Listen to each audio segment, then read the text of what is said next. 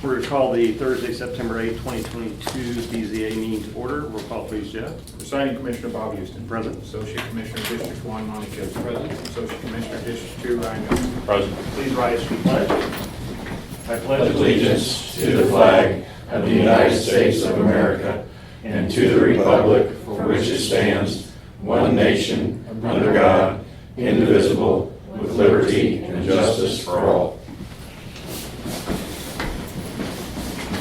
Need a motion to accept the agenda as presented. So moved. Second. All in favor? 3 votes for, 0 against. Zoning variance number ZV07. Need a motion. So moved. Second. Tom? Variance to allow a variance for the 20-acre minimum to the 19.6 acre for the property located at 18323 South State Route Y Highway, Belton, Missouri. Yes. So the variance itself is simply requesting the variance because the code requires 20 acres versus the 19.64. So they're just 4/10 short of meeting that requirement is a reason for this application.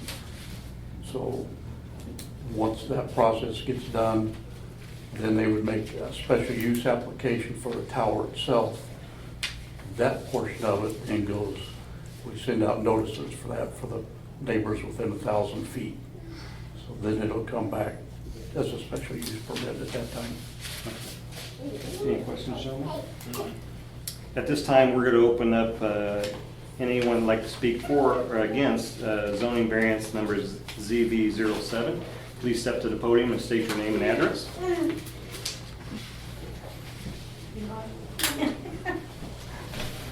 Hi, Sarah Meekins, Hi, Sarah. 18400 South State Route Y. I live directly across from the property that we're asking for variance for. I moved out and bought acreage in order to get away from cell phone towers, to get away from city life, to get away from, the aspects of cell phone towers and electrical, waves. I oppose it. There's a reason there's codes. There's a reason that it's supposed to be 20 acres. This is not, and I feel like it is very heavily populated in that area, and there's plenty of other places a cell phone tower can go, and do not need to go that close to that many people in population, especially the seniors who live directly to the north of where this cell phone tower would go. Okay. Thanks. Thank you, sir. Is there anyone else who'd like to speak for or against the zoning application? Please step forward, your name and address. I am Tiffany Todd. I live kind of diagonal from them, but still within 1,000-foot range. And my biggest concern, 18504 South State Route. Sorry. My biggest concern is also our property value. It can decrease, and we moved out to the country for the same reason that Sarah did. We didn't want to be close to all that. The light pollution. One of mine and my kids' favorite things to do is stargazing at night, and with that extra light pollution, that's even less that we're going to see. We are not going to be taken care of as far as our property value being reduced once that cell phone tower goes up. Those are pretty concerning to me. All right, thank you, sir. Or, thank you, Tiffany.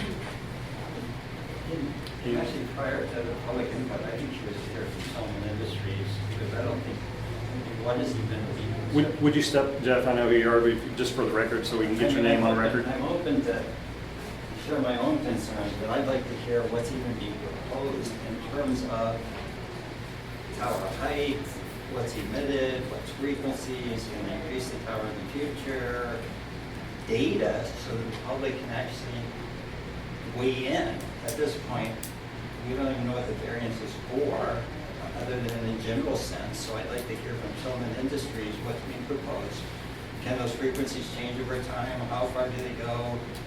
Is he being paid to be here? Just information so that we can make an informed, wise.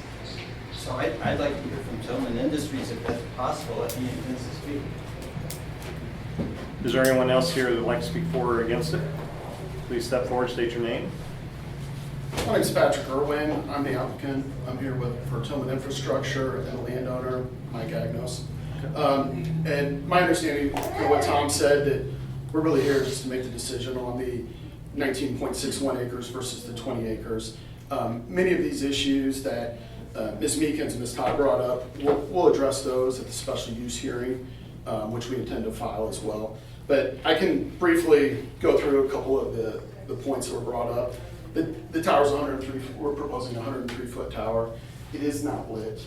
There won't be any lighting, exterior lighting on it, other than the light at the equipment base station of it.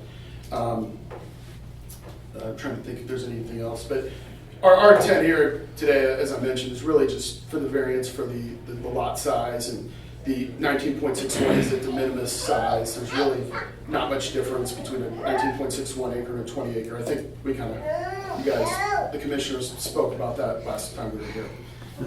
But I'll be happy to answer any of your questions you have as well. Does someone live here? Is this a residence I see? It is.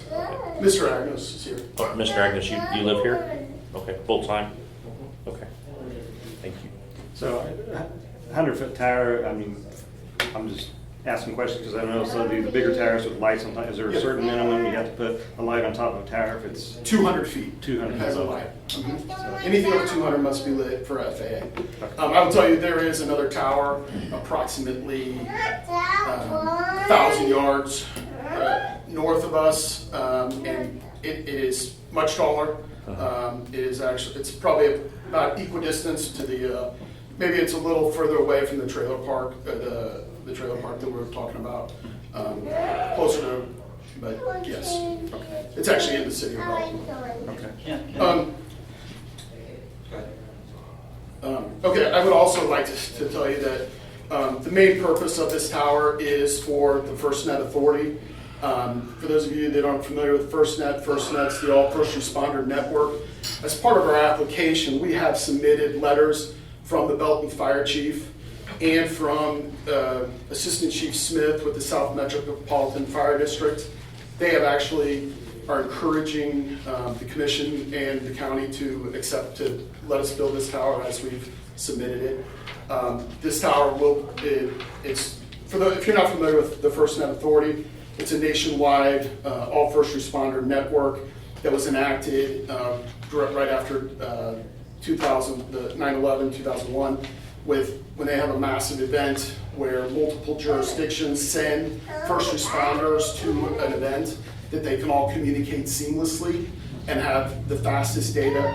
We saw this just recently in Sheridan County when the Amtrak train rolled over. It was all enacted because they brought in first responders from everywhere. We are under an obligation to provide a minimum level of service, especially in rural areas outside heavy metropolitan areas where those resources are needed the most. In addition, AT&T will be operating on this tower, providing service to the community as well. Many of the residents in this area, as you know, have all cut the cord, are no longer using landline phones. Even the senior citizens in the trailer park are, and they would need access to 911 services as well as other people in the surrounding area. So that's kind of why we're here today. We don't like to just build towers for the fun of it. We only do it when it's absolutely necessary. I hope that answered some of your questions. Well, Patrick, and I agree, this is just determining whether we're going to issue a permit for the variance on the land only. It's not approving a tower.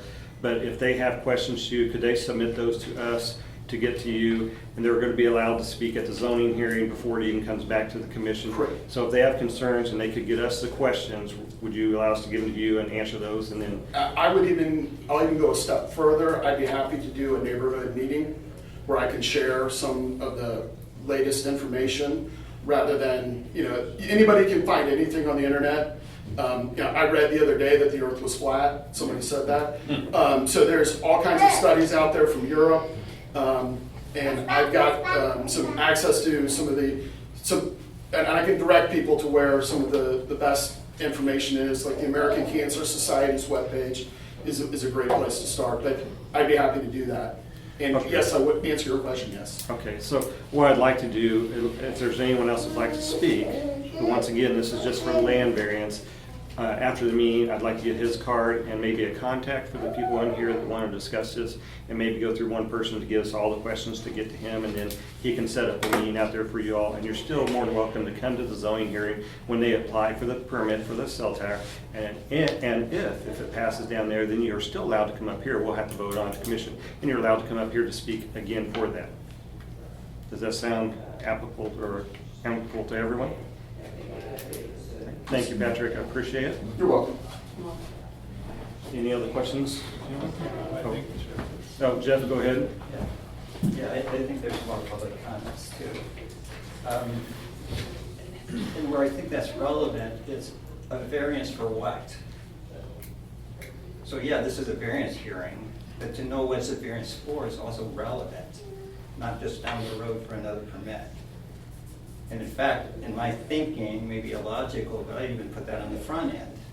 Like before I decide is 19.6 okay, I need to know what's being built on 19.6 versus 20.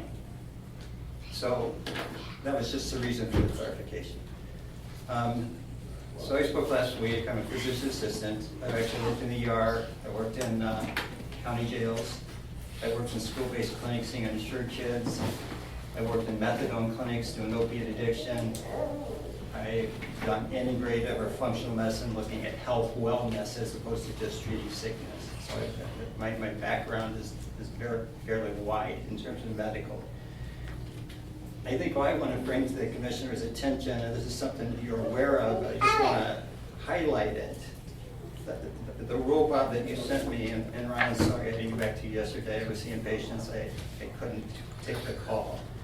But you sent me that you can't act on, that your authority, you're limited. You can't reject an application in whole or in part based on perceived or alleged environmental effects of radio frequency emissions. And if I step back and look at that, that was just like so consolidating, clarifying. Here we say a proper role of government is to protect life, liberty, but the government can't consider things that affect life, right? Yet environmental concerns, alleged environmental concerns have to do with life, biology. So the role of government is to protect life, if there is a proper role, and yet then you're restricted as county commissioners to consider something that affects the life, the environment, biological systems. And I kind of scratch my head and I go, was that the will of the people? Did the people come together across the nation and say, we don't want the government, county commissioners to consider whether something impacts us, our health, our well-being, our environment, our future. We don't want that. In fact, we're going to restrict you from that. Was that the will of the people?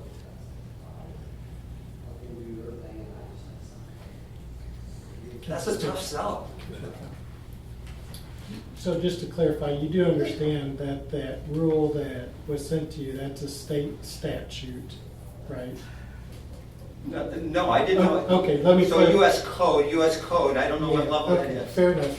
So that rule, that is a state statute. So this was a law that was passed about 8 years ago down in Jeff City, okay? And the county, whether it agrees or disagrees with the laws passed in Jeff City, the counties have to follow state law. Right, you're tied, your hands are tied. And so the lawmakers, in their wisdom in Jeff City, passed this statute that has a laundry list of things that cities and counties cannot do or take into consideration with respect to cell towers.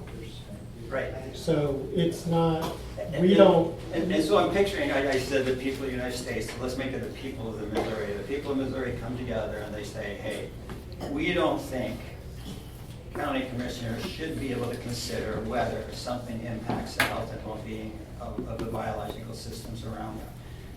I think that's the will of the people.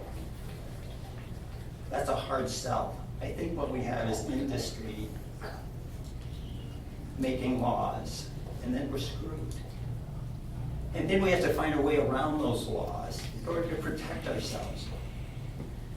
So from you can't consider environmental, biological health issues, that's clear.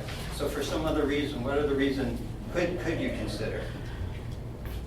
You can't consider American Academy of Pediatrics researchers, the conflicting literature.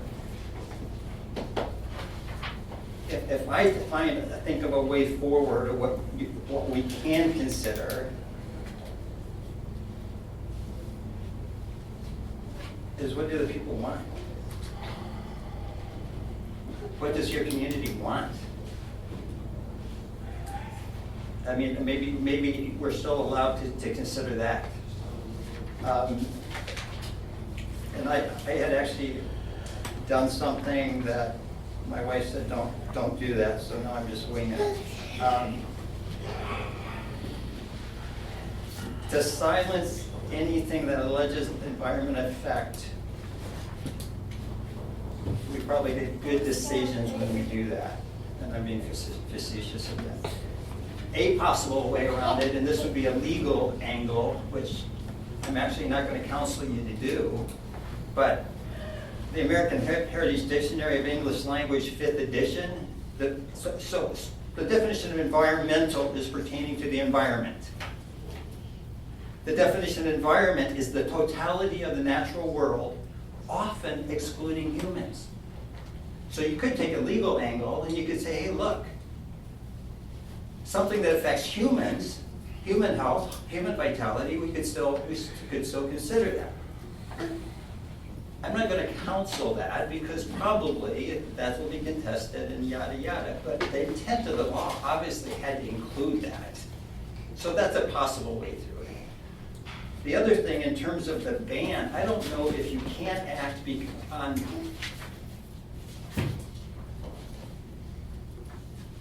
the proposed cell tower plans or the variance. Does this rule apply to variances, or does this rule apply to the next application permit? I don't know. I mean, that's another thing to kind of play with. You know, that the people intended that harm to humans and data pertaining to harm to humans be excluded. Like, there's no picking way. The law was passed in order to, the first part of that statute, we want uniformity across Missouri.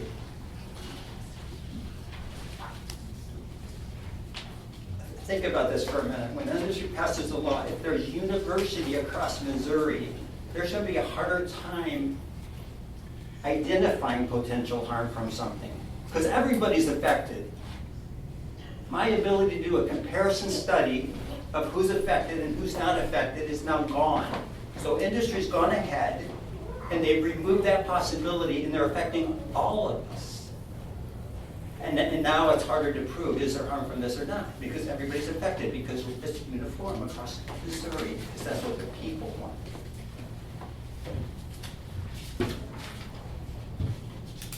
You guys stood up to policy around COVID, and the county benefited. And you went against the coercion and the pushing and the, hey, you have to do this, of industry. And the county benefited in terms of taxes, in terms of health, in terms of vitality, seeing one another's faces, happiness, mental health.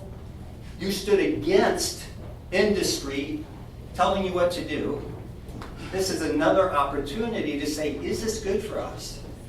And partially, yes, maybe in EMS, maybe. But is this where we want it? And does it make sense to be here? I think, and if you take this term environmental, so my background is biology. Biology, I understand environmental. It includes everything, because everything affects everything. There's nothing that doesn't affect biological life. So they've excluded you from considering anything. If you think about traffic, well, that affects possums and deers and coons.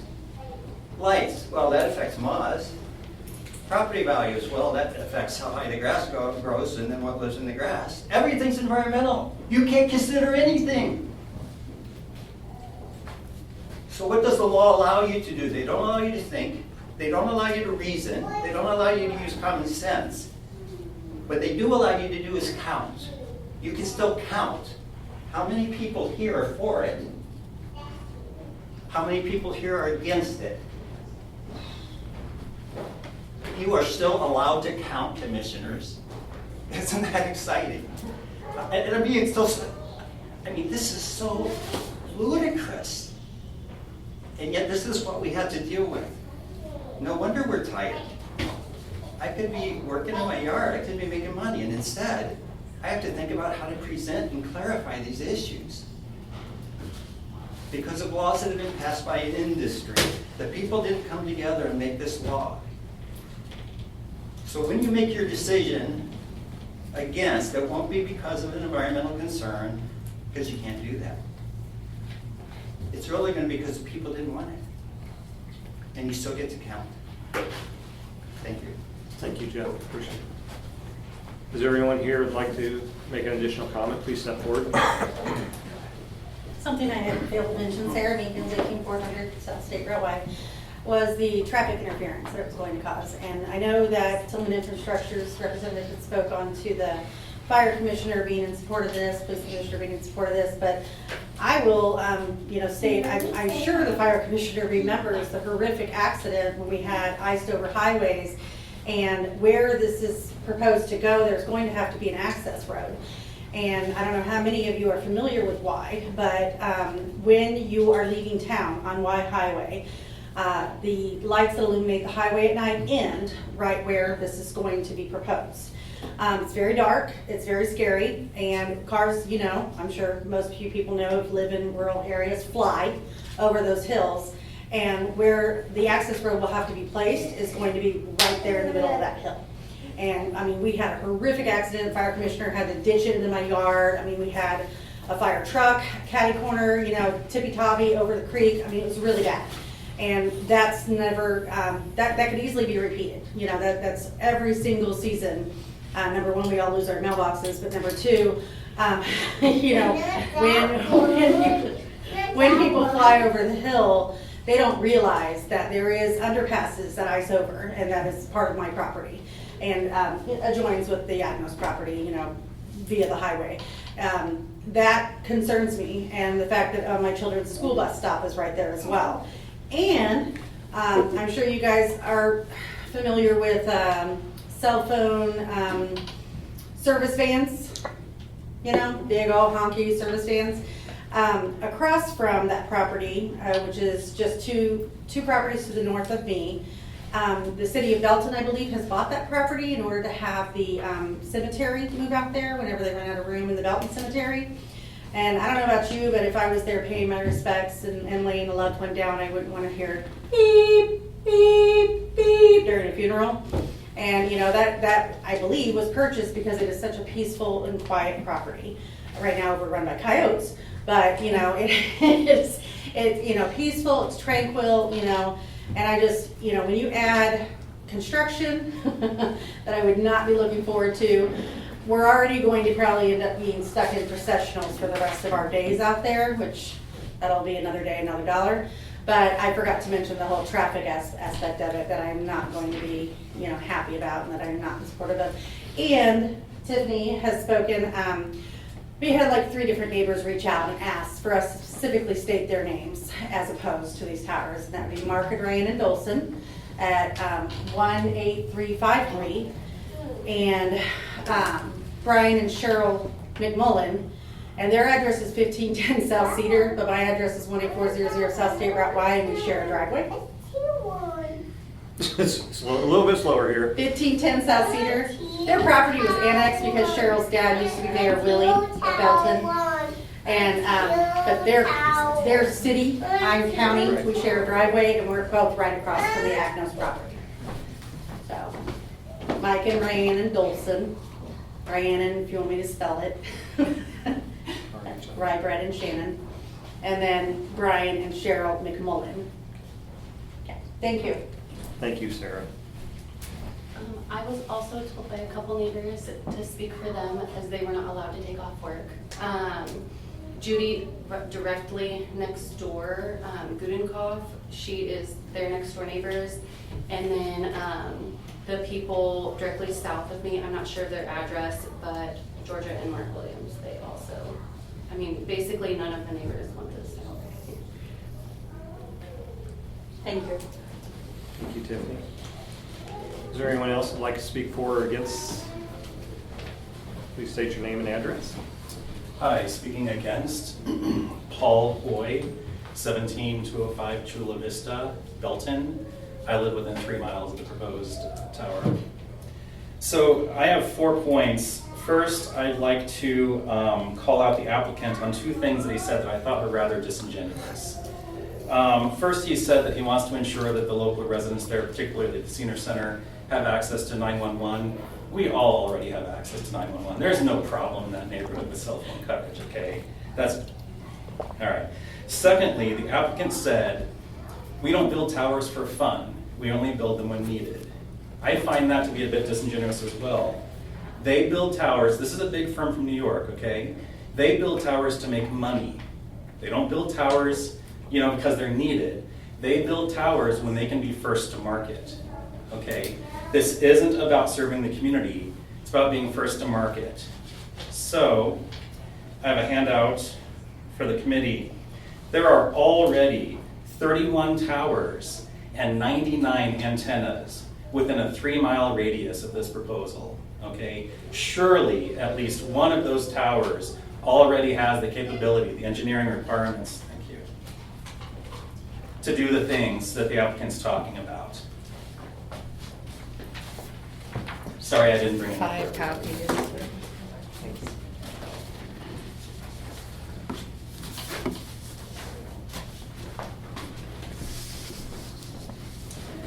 My second point, and I'm going to go back to, I'd like to provide the committee with a little bit of background on the 1996 Telecommunications Act. That act was based on 2G technology and 2G studies, okay? So we had a lengthy discussion earlier about whether or not this committee could vote on whether the tower will impact human health or environmental health. Okay, I want you to know that all of those studies and all of those laws were based on 2G technology. If it were up to me, I would push for larger acreage requirements for newer technologies and stronger signals, such as 4G and 5G. I realize that's off the table, but I'd like to also raise your attention to just August of last year, August of 2021, the U.S. Court of Appeals for the D.C. Court ordered the FCC to review and update its health and safety guidelines for cell towers because they are so grossly out of date, 26 years old. We're relying on laws for technology that's 26 years old. I don't know anybody who has a 26-year-old cell phone.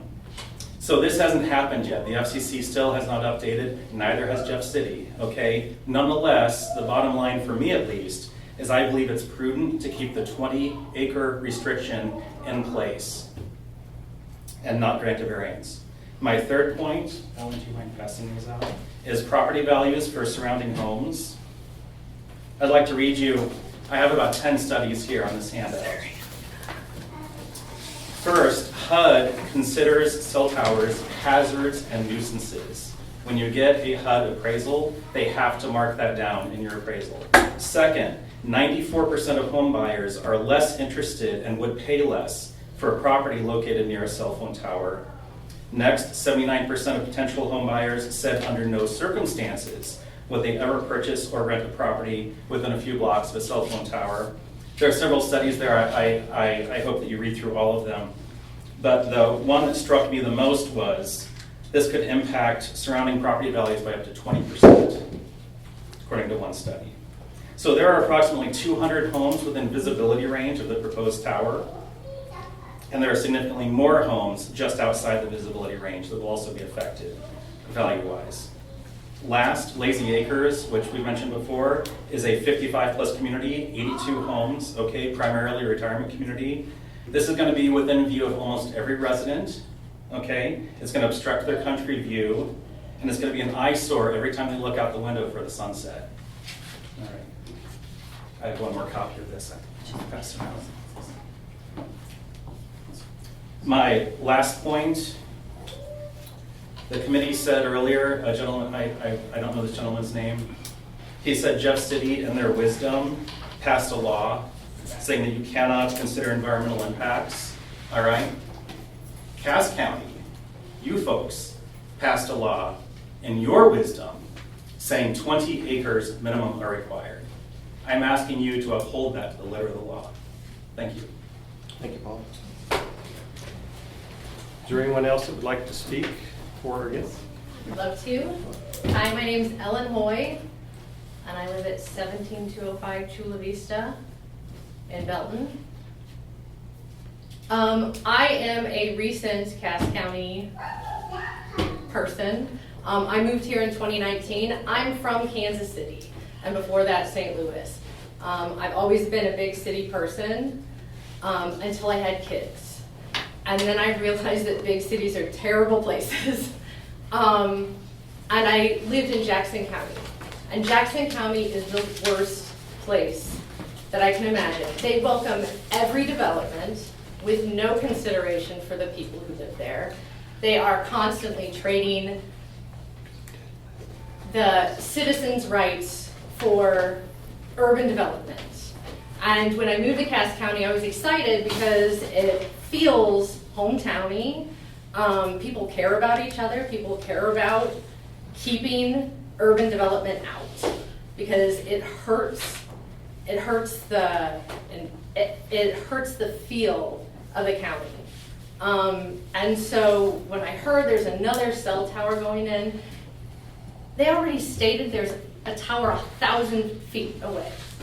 And I don't understand why the first responders can't just go on that tower. The thing is towers are there to make money, and today it's AT&T, but they can lease it out to as many cell companies as they want. They can change it without a meeting like this where people don't come in and comment on it. And I feel like there's this push for all of these big companies to come into our county and develop it and make it something that it's not. I mean, people moved here because it's beautiful and it's safe and people listen and people care. And when you allow urban development to kind of push its way in under the guise of we're here to help you and we're gonna make the city better and we're gonna make the county better, it gets frustrating and people get tired and then they leave. Just like I did when I moved here. And so it just makes me sad that we're here deciding if a company gets to steal property values from the families that already live there and already chose Cass County. So that's my issue. Thank you. Thank you, Ellen. Is there anyone else that would like to speak for or against this project?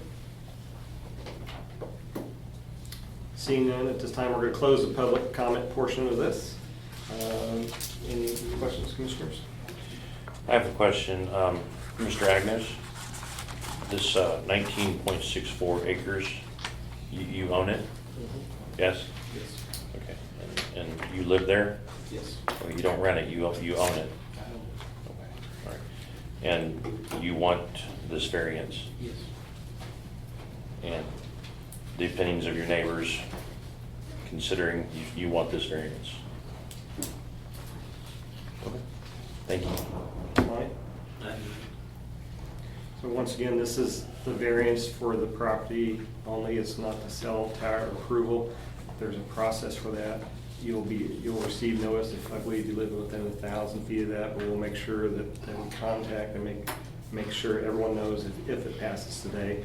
If it does not pass, we'll have to go from there. So no other questions. All in favor for zoning variance number ZB07? Aye. Aye. 3 votes for, 0 against. The variance for the land from 20 acres to 19.6 is approved. A motion to dismiss. So moved. Second. All in favor? 3 votes for. We are dismissed on the BZA meeting. Thank you.